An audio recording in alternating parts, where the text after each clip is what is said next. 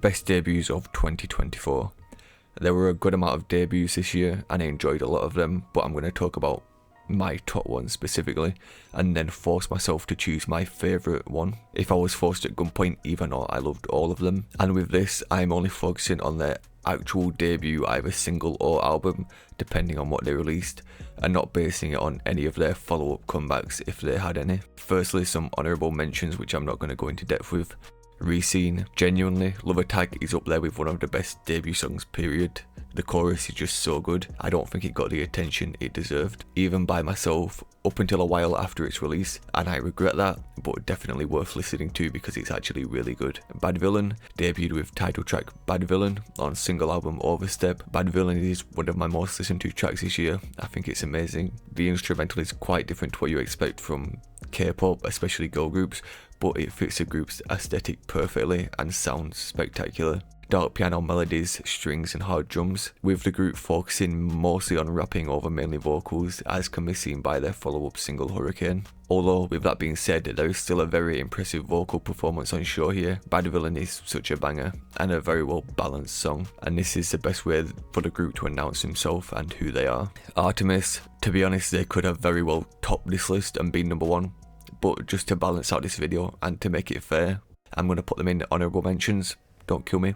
Virtual Angels is one of my favourite songs this year. I love it so much and I think it is incredibly beautiful and potentially my favourite debut song this year actually. Cat's Eye, again, I thought they would be in my top 5 and in a different timeline they probably are. Now, I didn't watch Dream Academy, so I'm not a pre-debut stan, but I did watch the documentary. I'm going to include both Debut and Touch in their debut, and both of them are bangers, and when it released I had Touch on repeat and it is one of the best songs of the year. Now, the reason I have others above this is because I think I either slightly prefer the title track or they released a bigger body of work which I thought was of high quality throughout. Odd Youth, probably the most new groove from this video, but I was scrolling through YouTube late one night and the music video for Best Friends appeared. I decided to click on it and I'm glad I did, as I really like the song. And lastly, Curious by Eunice is a really good album. Now let's move on to the bulk of the video. These are all too close, a matter of fact. Fuck the ranking, that was stupid, I can't even decide. I love them all so much. So firstly, in contention we have Say My Name, main reason being Wave Way is just an incredible hit,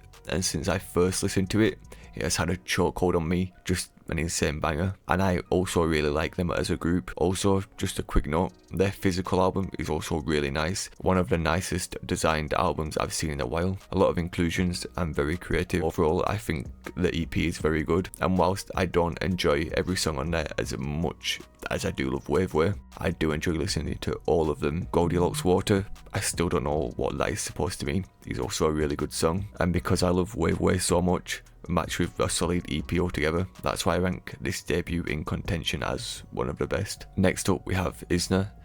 I absolutely love their debut, and 3 out of the 5 songs on their debut mini album were up there with 3 of my favourite songs this year altogether. Let's start with the title track, IZNA. Weirdly, when the snippets dropped of the chorus, typical internet slander started, but I was obsessed from the off. Then the full song dropped and I was hooked. I think the chorus is really good and I can't help but shouting along with it every time, saying it's typical Black Label / Teddy, which I guess you could say follows that type of pattern, but even though, so what, I really like the Black Label and Teddy's production, and I genuinely think the Black Label has some of, if not the best producers in K-pop, and that's why this debut was always going to snap, and I really think Teddy is one of the greatest producers, period. So yeah, amazing title track. I Will Always Love You, we've already heard this for a long time, but we got the IZNA version. I have already had the Island version on repeat and I absolutely cannot get enough of this song. I love it so much, it's just a generational banger. I really love everything about it, the vocals, production, lyrics even. It's cold. Fake It is also one of my favourites, and I really love the chorus and the vocals on here. An amazing debut all around, and I'm also a fan of the other 2 songs on there, just not as much as I absolutely love the other 3 songs. Again, in another timeline, this could be number 1. This just says a lot of really good debuts this year, but the production on this mini album is amazing. Now we move on to my top 3 new girl group of this year. I really loved them all a lot. Meovv. Realistically, I can only include the single Meowv as part of their debut, but that's fine because I love the song. Again, it is very the Black Label style of song. Something I will never get bored of is a Black Label / YG pre-chorus. Both Suin and Ella on the pre-chorus, I am obsessed. I think it's amazing. I think the style of all the members and the group in general is my favourite of the 5th gen of K-pop. They're just cool as fuck, and all of them can sing and rap so well, and the vocal tones are all so unique. Now you speak French, talking about we, a beautiful balance between both rapping and singing, whilst also letting the instrumental ride. Similarly, again to IZNA. I suppose because they're both under the Black Label, but the production is also amazing. Each member has their own unique charisma, and I really like the group a lot, and I can see them being one of my favourites. Amazing debut, followed by the 2 singles Toxic and Body, and Toxic being one of the best songs of the year. It's so beautiful. Next, we're on to Babymonster. Some people may say they debuted in 2023, but their official debut was stated to be 2024, April 1st, with the release of Sheesh and the Babymonster mini album, as this is when the group released as 7 when Ahyung came back, and they also agree with the notion that this is when they debuted. Therefore, the debut was 2024, not 2023 officially. This EP is really good, I listen to it a lot, and Sheesh is an amazing song, something that I really like, and again, showcases all the members' talents. This mini album, along with the content around it, really made me fall in love with Babymonster and the members. Asa and Ruka rapper duo is insane. Asa, best K-pop rapper, she's insane. And Rami, 5th gen main vocalist. This clip of her covering Dinosaur by Agmu will never get old.